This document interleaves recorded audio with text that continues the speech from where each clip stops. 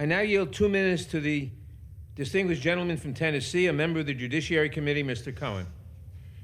Thank you, Mr. Nadler. Madam Speaker, first I'd like to note what is profound hypocrisy going on in this chamber.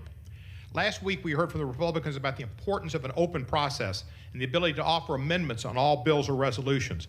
But there were no hearings on this resolution, there were no markups, and amendments are prohibited. If they were allowed, we could have discussed, and Mr. Jordan could have made his statement that he believes the Justice Department says this would affect all type facilities, but we didn't have that, so it's not here. Every Democrat, and I hope every Republican, rejects and condemns political violence. We settle our disagreements at the ballot box and through the rule of law, not by violent actions. Republicans say this resolution is about condemning violence and enforcement of laws, yet it only condemns those of their favorite organizations and facilities, the pro-life crowd. They should be aghast that they don't include the murders of the 11 people killed at abortion care providers since 1993. Dr. George Tiller, killed in Kansas, entering his church in Wichita, Kansas, shot in the back. David Gunn, shot in the head while at his clinic in Pensacola, Florida. Just this past New Year's in Knoxville, Planned Parenthood clinic was destroyed by arson.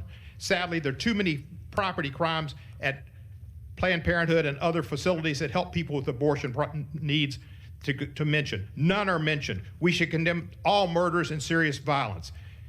This House did not hear from Republicans condemning the violence of January the 6th when this chamber was under attack, and we should do that in all cases. They're trying to undermine and obstruct the Department of Justice as well. It's just some of the other hypocrisy. They're having a committee to look into the attacks on America from the FBI, the Justice Department, and security services. Those are law enforcement. That is defunding federal law enforcement, and it's wrong. We should support all law enforcement and fund all of it in its activities.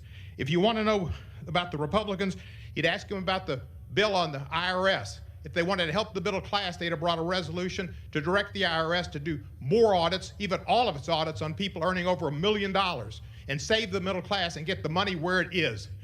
They did not. We should listen to what they do, not what they say. I'll vote no, and I yield back the balance of my time. Gentleman's time.